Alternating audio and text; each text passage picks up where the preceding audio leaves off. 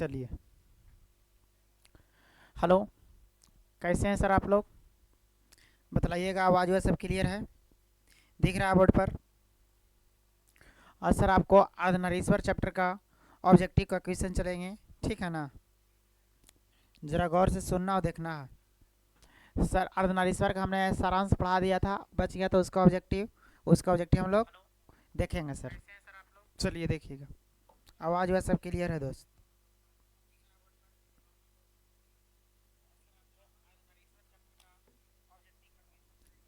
देखिए, हमने बताया था सर चैप्टर नंबर 4, क्या बताए थे? चैप्टर 4 पढ़ाए थे। चैप्टर 4 का नाम है अर्धनारीश्वर। चैप्टर 4 का हिंदी का आपका क्या नाम था? बुक चैप्टर का अर्धनारीश्वर।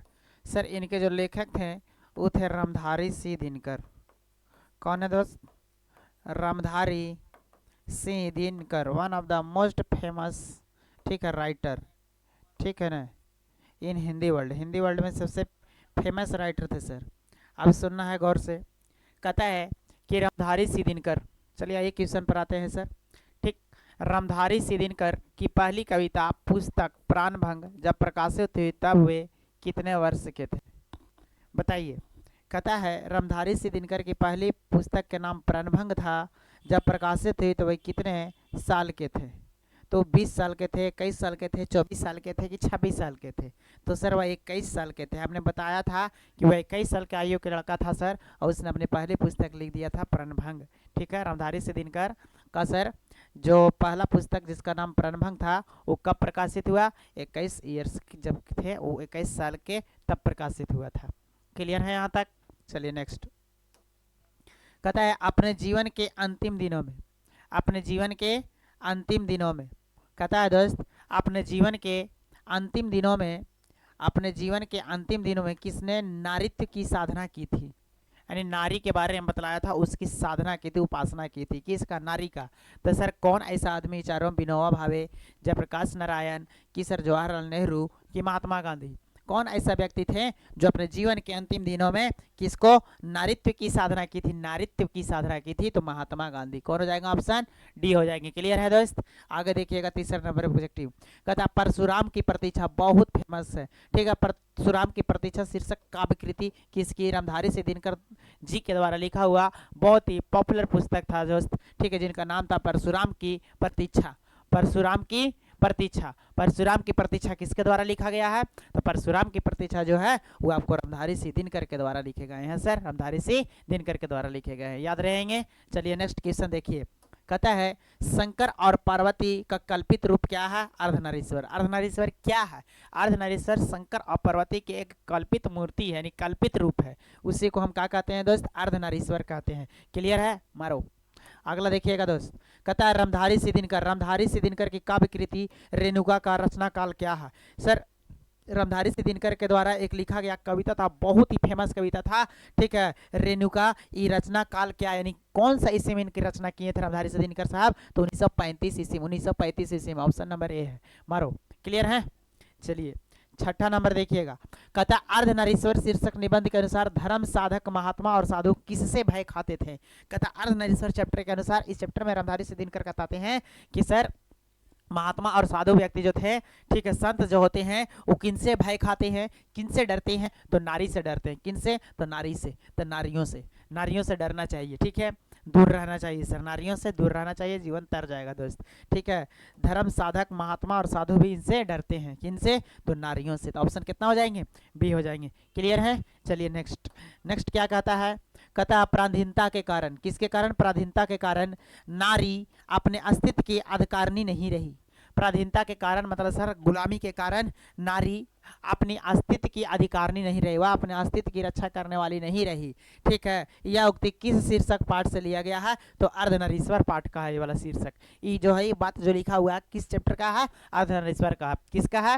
अर्धनारीश्वर का। क्लियर है दोस्त? आगे देखिएगा। आगे लिखता है सर आनंद, मैंने जो धर्म चलाया था। देखिए यहाँ पर गौतम बुद्ध अपने चेला को बोल रहे हैं कि आनंद, जो मैंने जो धर्म चलाया था वह 5 सहस्त्र वर्ष तक चलने वाला था, वह केवल 5 साल तक चलने वाला था, किंतु अब वह केवल 500 वर्ष चलेगा, लेकिन अब वह 500 साल तक चलेगा। ठीक है, क्यों? क्योंकि नारियों को मैंने भिक्षुनी होने का अधिकार दे दिया है, भिक्षुनी होने का अधिकार दे दिया है। ठीक है, यह उक्ति किस शीर्षक पाठ से? देखिए, महात्मा बुद्ध का एक सर चेला थे जिनका नाम क्या था सर? जिनका नाम आनंद था। वो अपने चेला से कह रहे हैं कि आनंद, मैंने जो ये धर्म चलाया है, ये धर्म 5 साल तक चलने वाला था, लेकिन मैंने इसमें क्या किया, अब ये धर्म 500 साल तक चलेंगे, क्योंकि मैंने इसमें नारी को शामिल किया, उसको इसमें बिछनी बनाया है। अब यह जो धर्म है, ठीक है, जिसे बौद्ध धर्म आगे चलकर कहा गया, ये बौद्ध धर्म अब 500 साल तक चलेगा। ये कहाँ से है? ये किनका कथन है? ये कथन महात्मा बुद्ध के है, लेकिन यह उक्ति किस शीर्षक पाठ से है? तो अर्धनारीश्वर से है। किससे है? अर्धनारीश्वर से। जहाँ जहाँ नारी के चर्चा आएगा समझ जाना कि अर्धनारीश्वर चैप्टर का ही बात कह रहा है। चलिए आगे देखिएगा। सर, भागलपुर विश्वविद्यालय में उप कुलपति वाइस चांसलर के पद पर कौन रहे थे? तो रामधारी सिंह दिनकर। रामधारी सिंह दिनकर। ऑप्शन नंबर कितना हो जाएगा? एप्पल हो जाएगा। क्लियर है यहाँ तक आप? नेक्स्ट, अर्धनारीश्वर शीर्षक पाठ में शंकर और पार्वती का किस प्रकार रूप माने? तो कल्पित रूप है। कौन रूप है? कल्पित रूप। अर्धनारीश्वर पाठ में सर शंकर और पार्वती की कल्पित प्रतिमा के बारे में डिस्कस किया गया है, चर्चा किया गया है। क्लियर है? तो कहता है अर्धनारीश्वर शीर्षक पाठ में शंकर और पार्वती का किस प्रकार का रूप वर्णित है? तो कल्पित रूप का वर्णन किया गया है। कौन रूप का? कल्पित रूप का। क्लियर रहेंगे? चलिए आगे कहता है सुनना। रामधारी सिंह दिनकर किस विश्वविद्यालय में वाइस चांसलर के पद पर है? तो भागलपुर विश्वविद्यालय। कौन विश्वविद्यालय? भागलपुर विश्वविद्यालय होगा इसका आंसर। नेक्स्ट कहता है कि नारी और नर एक ही द्रव्य की ढली दो प्रतिमा। कहता है नारी और नर जो है एक ही पदार्थ की बनी दो प्रतिमा है सर। किस रचनाकार की पंक्ति है? तो रामधारी सिंह दिनकर का, जो अर्धनारीश्वर चैप्टर में बतलाया गया है। क्लियर है? आगे, नारी और नर एक ही द्रव्य की ढली दो प्रतिमा है, यह पंक्ति किस शीर्षक पाठ के? अर्धनारीश्वर का है। किसका है? अर्धनारीश्वर का है। क्लियर है? चलिए नेक्स्ट क्वेश्चन कहता है दिनकर जी को निम्न में से कौन सा पुरस्कार दिया गया था? पद्म श्री, पद्म भूषण, पद्म विभूषण की पद्म? नहीं सर, पद्म भूषण इनको मिला था 1998 में। ठीक है, दिनकर जी को कौन सा पुरस्कार दिया गया था? तो पद्म भूषण मिला था। कौन भूषण? पद्म भूषण मिला था। क्लियर है यहाँ तक? बोलिए, सही है? चलिए देखिए नेक्स्ट कहता है सर अर्धनारीश्वर पाठ के लेखक कौन? अरे यार क्या क्वेश्चन पूछा है मूर्खों वाला। अर्धनारीश्वर पाठ के लेखक है रामधारी चाचा, सॉरी रामधारी सिंह दिनकर जी। कौन? रामधारी सिंह दिनकर। क्लियर? रामधारी सिंह दिनकर की रचना कौन? उसने कहा था जूठन तिरिच अर्धनारीश्वर। नहीं बॉस, अर्धनारीश्वर। अर्धनारीश्वर के लेखक कौन है? रामधारी सिंह दिनकर है। क्लियर है यहाँ तक? चलिए आगे देखिएगा। कहता है दिनकर जी का जन्म बिहार के किस जिले में हुआ था? बेगूसराय। कौन सराय? बेगूसराय। क्लियर है? आगे लिखता है रामधारी सिंह दिनकर के पिता का नाम रवि सिंह था।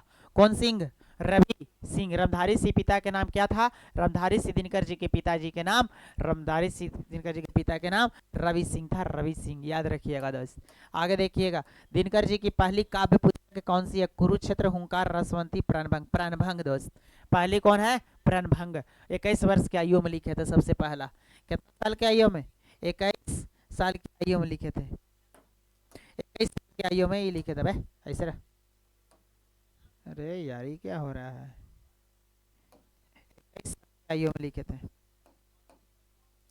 21 साल की आयु में लिखे थे। वाई मतलब ईयर। 21 ईयर्स के थे तभी अपनी पहली काव्य पुस्तक जिसका नाम प्रणभंग था इन्होंने लिखा था। क्लियर है यहाँ तक?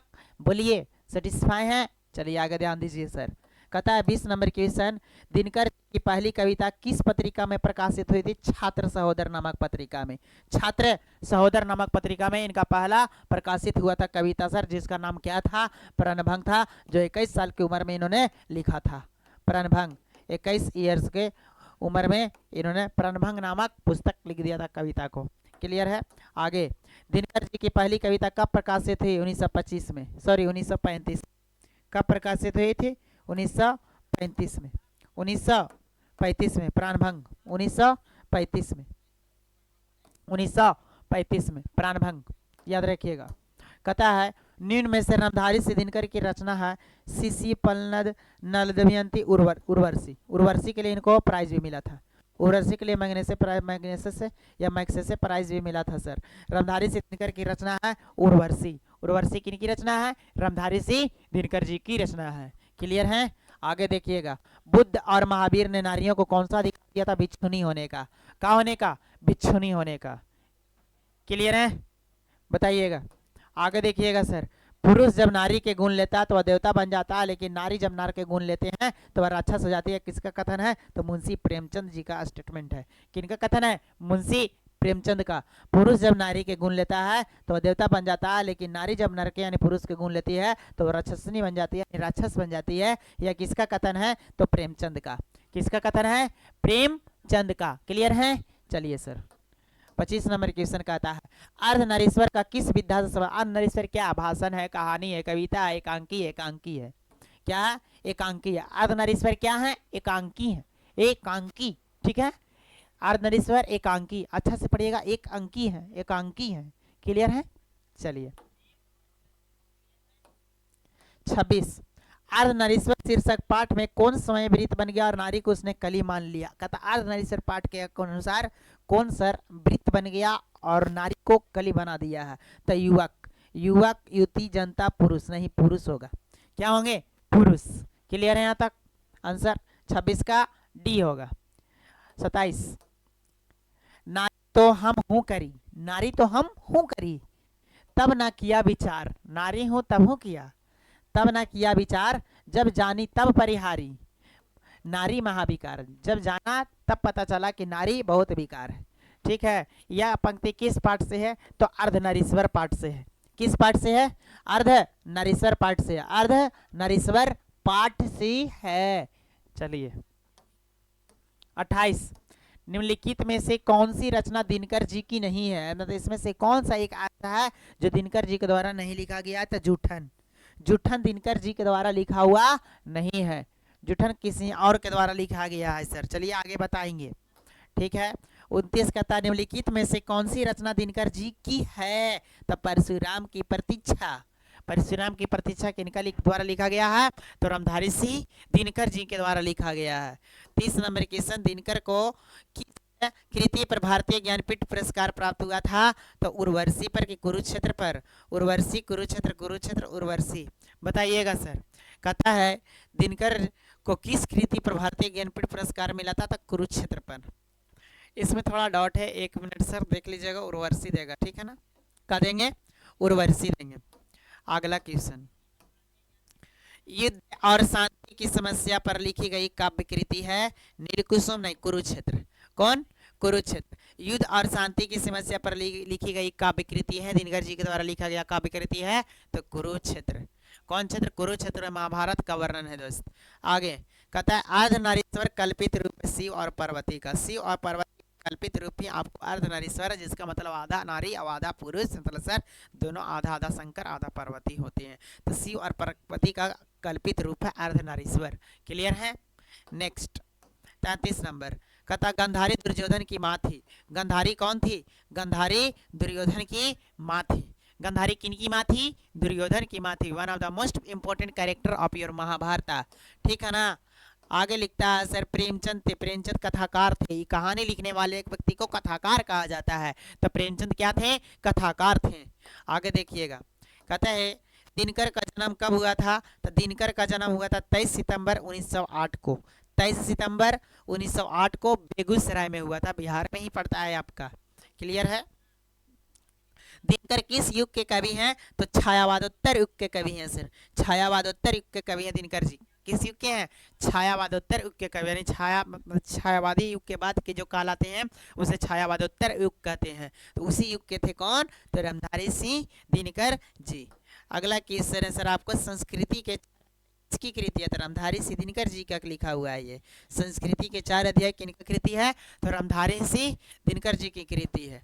नेक्स्ट, कौन सी कृति रामधारी सिंह दिनकर की लिखी हुई है? तक शुद्ध कविता की खोज। शुद्ध कविता की खोज किनके लिखा हुआ है? तो रामधारी सिंह दिनकर जी के द्वारा लिखे गए हैं। तो 38 का क्या हो जाएंगे? एप्पल 38 का। क्लियर है? ये आपको यहाँ पर ऑब्जेक्टिव समाप्त होता है, आपको सर डलवा जाएगा ऑब्जेक्टिव, ठीक है ना, पीडीएफ के फॉर्मेट में।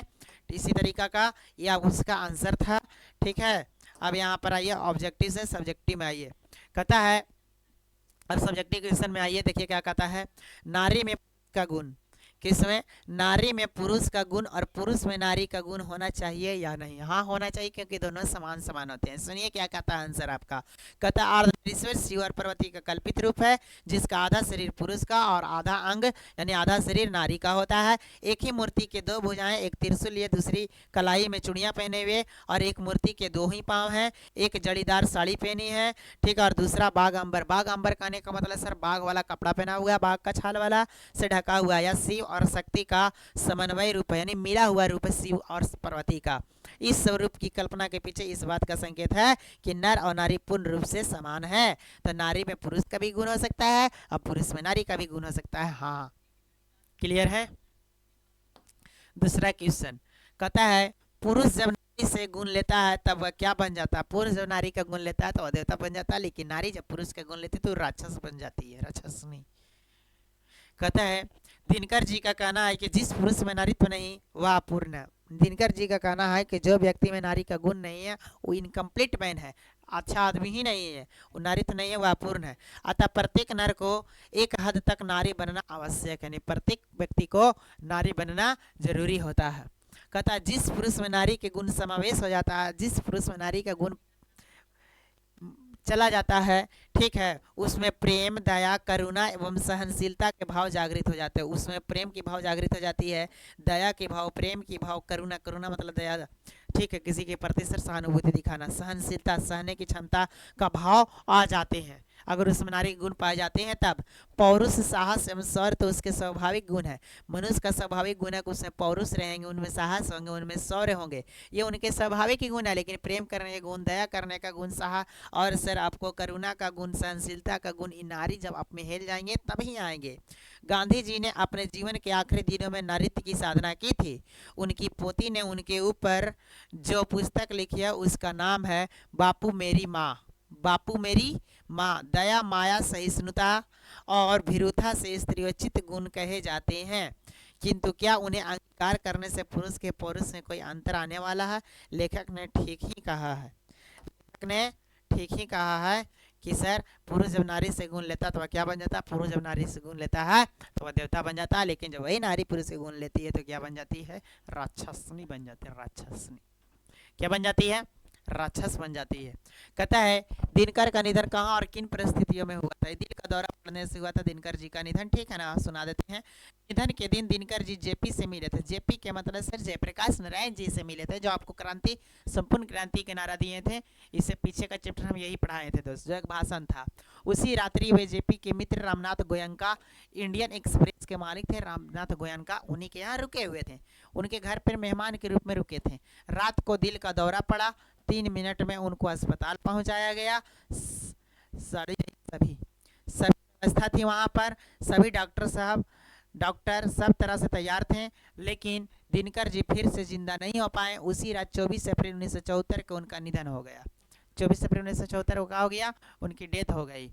क्या हो गई? उनकी डेथ हो गई। यानी सर जी डी गोयनका जी के यहाँ मेहमान बनकर गए थे, वहीं इनको दिल का दौरा पड़ा, 3 मिनट में अस्पताल पहुंचे और सर 3 मिनट में शमशान भी पहुंचे, भगवान के यहाँ चले गए। 24 अप्रैल 1974 को इनका निधन हो गया था। किनका? रामधारी सिंह दिनकर जी का। क्लियर है? बोलिए आगे। कहता है नारी की परिधीनता, परिधीनता, नारी की परिधीनता कब से आरंभ हुई? मतलब नारी गुलाम कब से हुई, कब से शुरू हुआ गुलामी को रुझाने के लिए? कहता जब मानव जाति ने कृषि का आविष्कार किया, जब मानव जाति ने काची किया, खेती का आविष्कार किया, तो नारी घर में और पुरुष बाहर रहने लगे। नारी घर में रहने लगी और पुरुष बाहर रहने लगे, ठीक है। यहाँ से जिंदगी 2 टुकड़ों में बट गई। यहाँ से उन लोग का जिंदगी 2 टुकड़ों में बट गया। बाहर में पुरुष रहेगा और घर में महिला रहेंगी। घर का जीवन सीमित और बाहर का जीवन असीमित होता गया। घर का जीवन सीमित क्या, आप घर में वहीं रह जाइएगा, लेकिन बाहर का जो एरिया सर बाहर पूरा असीमित, आप जिधर मन तिधर घूम सकते हैं, जा सकते हैं, ठीक है। एवं छोटी जिंदगी बड़ी जिंदगी के अधिकाधिक अधीन होती चली गई, और स्त्रियों के जो घर भर की छोटी जिंदगी थी वो सर बाहर की तुलना में, बाहर की जिंदगी की तुलना में छोटी होती चली गई। और सर कृषि विकास के साथ नारी की पराधीनता आरंभ हो गई, और जैसे जैसे कृषि का विकास हो वैसे वैसे नारी की पराधीनता शुरू हो गई। क्लियर है? कहता है कि सर बुध ने आनंद से क्या कहा था। देखो हम ये बात पीछे ऑब्जेक्टिव में किए थे कि सर ये 5 साल तक चलेगा, लेकिन बताया था कि अब बिछनी बना दिए हैं लेडीज लोग को अपना संग में आने के लिए, अब 500 साल तक यह चलेगा। बुध ने आनंद से क्या कहा था, अर्धनारीश्वर शीर्षक निबंध के अनुसार लिखें। बुध निवृत्त मार्गी थे, मतलब कोई एक मार्ग को नहीं अपनाने वाले थे, कोई भी मार्ग पर चल सकते थे। उन्होंने हर बार राजपाट पत्नी पुत्र को छोड़कर मुक्ति प्राप्ति हेतु संन्यास धारण कर लिया था। गौतम बुद्ध के बारे में बोल रहा हूँ। उनके अनुसार गृहस्थ जीवन मुक्ति मार्ग से बाधक होता है। उनका कहना था कि गृहस्थ जीवन मुक्ति मार्ग में बाधा होता है, इससे आपको मुक्ति नहीं मिल सकती है। कहता अनिच्छा से उन्होंने, मतलब अपनी इच्छा से नहीं, अनिच्छा से उन्होंने नारियों का बिछनी बनने की अनुमति दी थी। नारियों को बिछनी बनने की क्या दी थी, बिछनी बनने का अनुमति दिया। और एक दिन बुद्ध ने थोड़ा पश्चाताप के बाद, थोड़ा सा पछतावा के बाद आयुष्मान आनंद से कहा, मतलब अपने जो चेला थे आनंद, उनसे कहा, सर आनंद, मैंने जो धर्म चलाया था वह 500 सहस्त्र वर्ष तक चलने वाला था, ये केवल 5 साल तक ही चलने वाला था, किंतु सर अब वह केवल 500 वर्ष ही चलेगा, लेकिन अब वह 500 वर्ष चलेगा क्योंकि नारियों को मैंने बिछुनी होने का अधिकार दे दिया है। नारियों को बिछुनी होने का अधिकार दे दिया, इसलिए आप कितना साल तक चलेंगे, 500 साल तक चलेंगे। क्लियर है यहाँ तक। नेक्स्ट सर देखिए सब आपको लघु उत्तरीय प्रश्न, अब यहाँ से आपको दीर्घ उत्तरीय प्रश्न आ जाते हैं। क्या जाते हैं, दीर्घ उत्तरीय प्रश्न। देखिए दीर्घ उत्तरीय प्रश्न बता देंगे तो अर्धनारीश्वर पाठ का सर ऑब्जेक्टिव सब्जेक्टिव दोनों के दोनों समाप्त हो जाएंगे। ठीक है, अब देखिए यहाँ पर क्या है से नहीं है। कहता अर्धनारीश्वर पाठ का सारांश लिखिए। देखिए अर्धनारीश्वर पाठ में जो जो बात आपको अच्छा लगता है पूरा लिख दीजिए कि अर्धनारीश्वर कहाँ से लिया गया, इसमें क्या क्या बातें बताए गए हैं, शंकर पार्वती की कल्पित रूप मूर्तिमा है, उसको कौन लिखा, रामधारी से दिनकर लिखा, उनका जन्म कब हुआ, जितना आपको इसके बारे में भड़ास निकालना है सर सब सारांश में लिख सकते हैं आप। क्लियर है यहाँ तक, बोलिए। सारांश में इसको लिख सकते हैं। अर्धनारीश्वर पाठ का सारांश लिखने के लिए आता है सर 5 नंबर में आता है। कहता दिनकर जी अर्धनारीश्वर निबंध के माध्यम से यह बताते हैं कि नर नारी पूर्ण रूप से समान है इस चैप्टर में। ठीक है, दिनकर जी मतलब रामधारी से दिनकर जी कहते हैं कि अर्धनारीश्वर पाठ के थ्रू बताना चाहते हैं कि सर समाज में रह रहे हैं नर और नारू, यानी कहने का मतलब औरत और आदमी सर दोनों पूर्ण रूप से एक दूसरे के सेम है, समान है। ठीक है, कहता है कि सर उनमें एक के गुण दूसरे के दोष नहीं हो सकते, एक व्यक्ति का गुण दूसरे औरत का दोष नहीं हो सकते हैं, दूसरे औरत का गुण पहले व्यक्ति का दोष नहीं हो सकता। ऐसा रामधारी से दिनकर ये पुस्तक बताया, अर्धनारीश्वर चैप्टर में बताए हैं। अर्थात नारों में नारियों के गुण आए, यदि नरों में नारियों का गुण आवेगा तो इसमें उनकी मर्यादा नहीं होती है बल्कि उसकी पूर्णता में वृद्धि होती है। अगर किसी नारी का गुण किसी आदमी में आ जाता है तो आदमी क्या होते हैं सर, पूर्ण रूप से और वृद्धि कर जाता है अपने नॉलेज में सर, ज्ञान में। दिनकर को यह रूप कहीं देखने को नहीं मिलता है, इसलिए वे क्षुब्ध हैं कि सर किसी भी नर में नारी का गुण देखने को नहीं मिलता, इसलिए वह क्या है, क्षुब्ध है। ठीक है, उनका मानना है कि संसार में सर्वत्र पुरुष और स्त्री हैं, संसार में जो कुछ भी है स्त्री और पुरुष ही हैं। कहता है वे कहते हैं नारी समझती है कि पुरुष के गुण सीखने से उसके नारीत्व से बट्टा लगेगा, पुरुष के गुण सीख लेंगे तो सर हमको लोग भला बुरा समाज में कहेगा, ऐसा कोई बात नहीं है।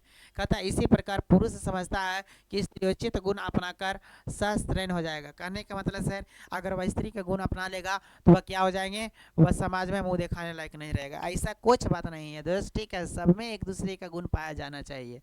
कहता है इसी विभाजन से दिनकर जी दुखी हैं। यही नहीं, भारतीय समाज को जानने वाला 3 बड़े चिंतक रविंद्रनाथ टैगोर, प्रेमचंद प्रसाद, ठीक है, चित्तरंजन प्रसाद के चिंतन से भी दुखी हैं। वे तीनों ऐसे समाज के बहुत बड़े व्यक्ति थे, समझने वाले व्यक्ति थे, उन तीनों का जो थिंकिंग था उनसे भी ये थोड़ा सा टेंशन में रहते थे। कौन, रामधारी से दिनकर जी। दिनकर मानते हैं कि यदि ईश्वर ने आपस में धूप और चांदनी का बंटवारा नहीं किया तो हम कौन होते हैं कि सर नर और नारी में बंटवारा करें। कहता है कि जब धूप और चांद में सर जब किसी प्रकार का बंटवारा नहीं किया प्रकृति, तो हम किस तरह से बंटवारा कर सकते हैं नर और नारी का। तो कहता आपसे गुणों को बांटने वाले वे नारी के प्रतिता का समुचित इतिहास बनाने के संदर्भ में कहते हैं कि पुरुष वर्चस्व वाली तरीके से अपनाकर नारी को गुलाम बना लिया है। कहता है कि पुरुष नारी पर अपना अधिकार जमा लिया है, वर्चस्व बना लिया है। ठीक है, जब मानव जाति ने कृषि व्यवस्था का आविष्कार किया जिसके चलते नारी घर में और पुरुष बाहर रहने लगे, यहाँ से जिंदगी 2 टुकड़ों में बट गई, नारी पराधीन हो गई और समस्त मूल भूल गई, अपने अस्तित्व की अधिकारनी भी नहीं रही। उसे लगने लगा कि उसका अस्तित्व पुरुष के होने को लेकर है। समाज में ने भी नारी को कर उसका उपयोग खूब किया, वसुंधरा योगियों ने नारी को आनंद की खान मानकर उसका जी भर उपभोग किया। दिनकर मानते हैं कि नर और नारी एक ही दृश्य के ढली दो प्रतिमाएं हैं, मतलब एक ही दृश्य का ढली दो प्रतिमाएं हैं। अतः अर्धनारीश्वर केवल इसी बात की प्रतीक नहीं है कि नारी और नर जब तक अलग हैं तब तक दोनों अधूरे हैं, बल्कि इस बात का भी जिस पुरुष में नारित्व की ज्योति जगे और वह कि प्रत्येक नारी में भी पौरुष का स्पष्ट अभाव है। ठीक है, यहीं तक था सर इसका आपको पहला।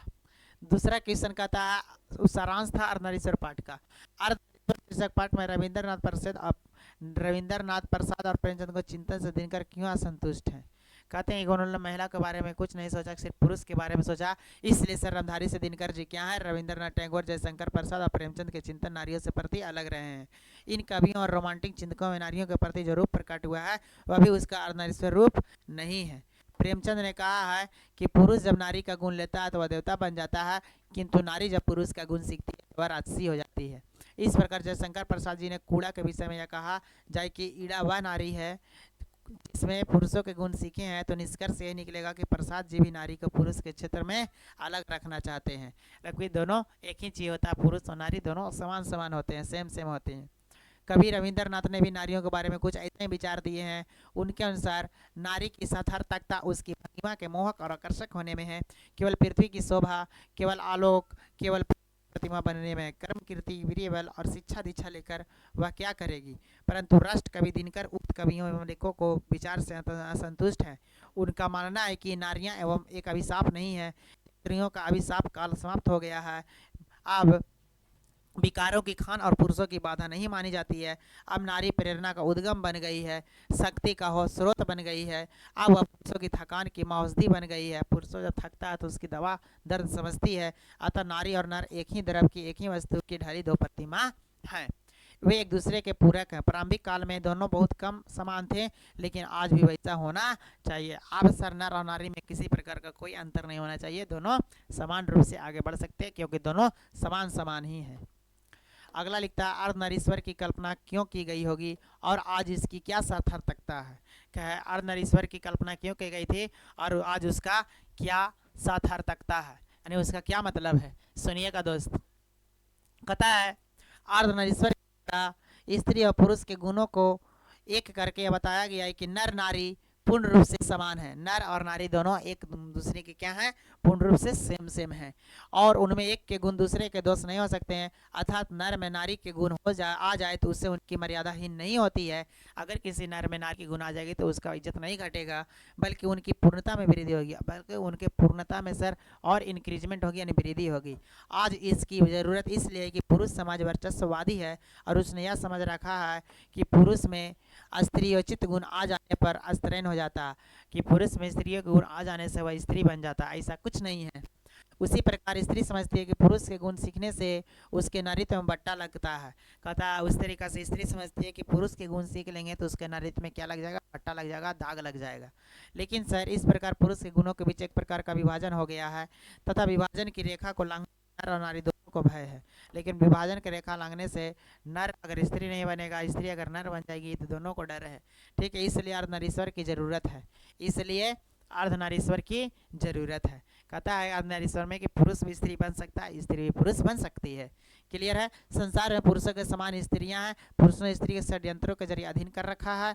दिनकर इस पुरुष वर्ग में स्त्री वर्ग को समझाना चाहते हैं कि नारी नर पूर्ण रूप से समान होते हैं। पुरुष यदि नारियों के कुछ गुण अपना ले तो अनावश्यक विनाश से बच सकता है, और नारी अगर पुरुष के गुण अपना ले तो भय से मुक्त हो सकती है। इसलिए अर्धनारीश्वर की कल्पना की गई है। ठीक, ये आपको दीर्घ उत्तरीय प्रश्न है। एक दो गो और सर इसके बारे में समझा देते हैं। सप्रसंग व्याख्या क्या है? दो तीन गो सप्रसंग व्याख्या है, चार गो है सर। चलिए खत्म हो जाएगा। देखिए यहाँ क्या कहता है। कहता है जिस पुरुष में नारी तो नहीं वह पूर्ण है। इसके सप्रसंग व्याख्या करें। सप्रसंग व्याख्या करने के लिए आपको आते हैं सर। कहता है कि जिस पुरुष में नारी तो नहीं है, ठीक है, वह पुरुष बेकार है। जिस पुरुष में नारी तो नहीं वह इनकम्प्लीट, वह पुरुष नहीं है। कहता है प्रस्तुत पंक्तियां रामधारी से दिनकर के निबंध अर्धनारीश्वर से ली गई है। अर्धनारीश्वर से ली गई है। निबंधकार दिनकर जी कहते हैं कि नारी में दया, माया, सहिष्णुता और भीरुता जैसे स्त्रीयोचित गुण होते हैं। कि नारी में सर ठीक है बहुत सारे गुण होते हैं, जैसे दया का गुण होता है, माया का गुण होता है, सहिष्णुता का गुण होता है, भीरुता यानी दयालुता का गुण होता है। ये सब स्त्रियों के गुण होते हैं। इन गुणों के कारण नारी विनाश से बची रहती है। इस सब गुण के कारण नारी विनाश होने से, बर्बाद होने से बची रहती है। दया के कारण देवी कहलाती है। ठीक है, नारी दया के कारण देवी कहलाती है।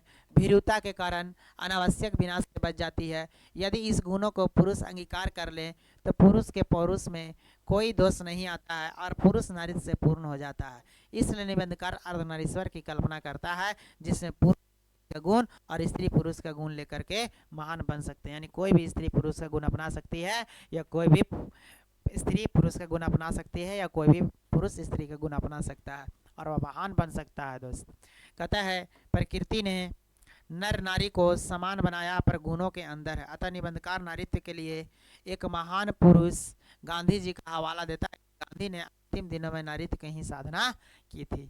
अंत में एक एग्जाम्पल देकर के बताता है रामधारी दिनकर जी अपने इस कहानी अर्धनारीश्वर में कि सर ये क्या है कि अंत में गांधी जी भी नारीत्व के गुण की साधना किए थे। क्लियर है, बोलिएगा। देखिएगा नेक्स्ट कहता है नारी तो हम हूँ करी, नारी तो हम हूँ करें मतलब हम नारी हैं तो हूँ करेंगे।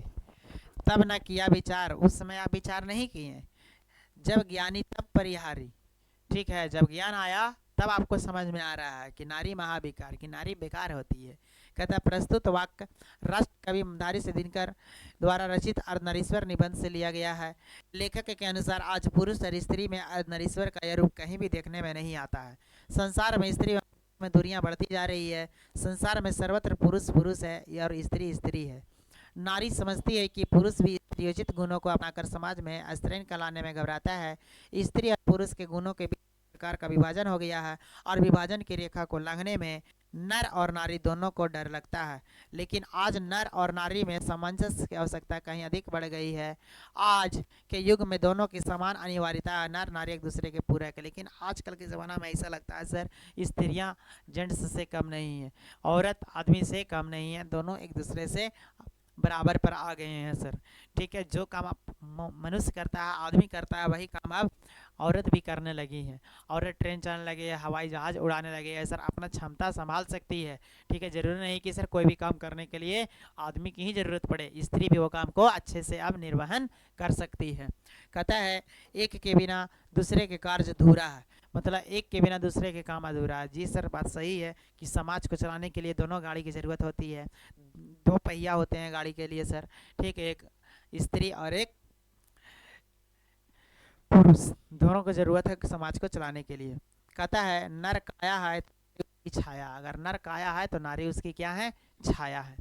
कहता है आज नर नारी समान रूप से मिलजुल कर परिवार, समाज एवं देश को आगे बढ़ा सकते हैं। अतः अर्धनारीश्वर की कल्पना आज कहीं ज़्यादा सार्थक है। यानी आज अर्धनारीश्वर की कल्पना थोड़ा ज़्यादा सार्थक है, मतलब ज़्यादा ज़रूरत है कि लोग अर्धनारीश्वर बने, नारी का गुण अपने में अपनावे, और नारी को भी ज़रूरी है कि पुरुष का गुण अपने में अपनाए। तीसरा बोलता है सर प्रत्येक पत्नी अपने पति को बहुत कुछ उसी दृष्टि से देखती है जिस दृष्टि से लता अपने वृक्ष को देखती है। कहता है प्रत्येक पत्नी अपने हस्बैंड जी को, पति को उसी तरीका से देखते हैं, उसी दृष्टि से देखती है जिस दृष्टि से लता, लता मतलब सर पेड़ पर चलने वाली जो लर्री होती है, लर्री अपने वृक्ष को देखती है। इसका मतलब क्या है? कहता प्रस्तुत पंक्तियां रामधारी से दिनकर के निबंध अर्धनारीश्वर दी गई है। प्रस्तुत पंक्तियों में कवि का यह कहना चाहता है कवि कि जिस तरह से वृक्ष के अधीन उसकी लताएं फलती फूलती है, उसी तरह पत्नी भी पुरुषों के अधीन होती है, वह पुरुष के पराधीन है, गुलाम है। इस कारण नारी का अस्तित्व ही संकट में पड़ गया है, इसलिए नारी का अपना इज्जत अस्तित्व में पड़ गया है। उसके सुख और दुख, प्रतिष्ठा और अप्रतिष्ठा, यहाँ तक कि जीवन और मरण भी पुरुष की मर्जी हो गए हैं। उसका जीना, मरना, खाना पीना, सर चलना, घूमना फिरना सब पुरुष के मर्जी से हो गया। ऐसा नहीं होना चाहिए, स्वतंत्र रहिए। ठीक है ना, ठीक, पढ़ लिख करके सर अपने पैर पर इतना मजबूत रहिए कि किसी के बाल बच्चा, मतलब सर कहने का मतलब तुम जरूरी नहीं कि तुम अपना बाल बच्चा को खिलावेगी, वो कहो कि तुम खिलाओ, हम आते हैं नौकरी करके। ठीक है भैया लोग, तुम लोग समझदार है, सुनो तुम लोग। ठीक है, गुलाम बनकर किसी का नहीं जीना है, ऐसा पढ़ लिख कर बन जाना है सर कि आने वाला दिन में वो तोर गुलाम रहे, तुम उसका गुलाम नहीं रहो। समझ गए ना, वो के मतलब? हाँ। कहता उसका सारा मूल इस बात पर जा ठहरा कि पुरुष की इच्छा पर वह वृक्ष की लताएं वृक्ष को चाहने पर ही अपना पर फैलाती है, उसी प्रकार स्त्री ने भी अपने को विवश हो गया कि पुरुष के अस्तित्व के कारण ही मेरा अस्तित्व है। इस परवस्था के कारण उसकी सहज दृष्टि छिन गई है, जिससे यह समझती है कि वह नारी है। उसका अस्तित्व एक सोचा समझी साजिश के तहत पुरुषों द्वारा वह पंगु बना दी गई है। इसलिए वह सोचती है कि मेरा पति मेरा कर्मधार है, मेरी नैया वही पार लगा सकता है। मेरा अस्तित्व उसके होने के कारण है। वृक्ष लता को अपनी जड़ों से सींचकर उसे बढ़ने का मौका देता है और कभी दमन भी करता है। इसी तरह एक पत्नी भी इस दृष्टि से अपने पति को देखती है। जिस तरह से वृक्ष लता को अपने ऊपर चढ़ करके सर आगे की ओर बढ़ने के संकेत देता है, उसी तरीका से पत्नी समझती है कि मेरा पति है, इसके दामन थाम लेंगे तो हमको भी आगे की ओर बढ़ा देगा। लेकिन यही कहने देख रहे हैं कि आपको गुलाम बनाकर घर में रख ले है। ठीक है, ये सब चीज़ों का आप क्या करिए सर, समझिए। ठीक है ना। चलिए सर, एक क्वेश्चन और है। कहता है नर और मादा पशुओं में भी थे और पक्षियों में भी हैं, किंतु पशुओं और पक्षियों ने अपनी मादाओं पर आर्थिक व्यवस्था नहीं ला दी है, लेकिन मनुष्य की मादा पर यही पराधीनता अपने आप में लद गई है, अपने आप से लद गई है।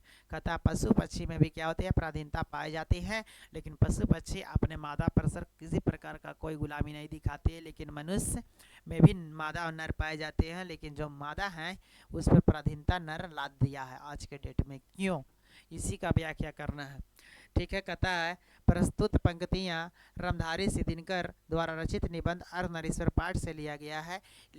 इन पंक्तियों के माध्यम से कवि ने कहा है कि नारी पर मनुष्य की पराधीनता अपने आप लद गई है, कोई लादा नहीं है, अपने आप लद गई है। ठीक है। इस पराधीनता ने नर और नारी से सहज दृष्टि छीन ली, जिसमें नर अपनी भाषा को और मादा अपने नर को देखती है। कवि के कहने का मतलब है कि मनुष्य स्त्री को अपने से कमजोर समझता है, इसलिए उसने सभी आर्थिक पहलुओं को खुद ही अपना लिया है। स्त्री को उसमें किसी प्रकार का कोई इन्वॉल्व नहीं करता है।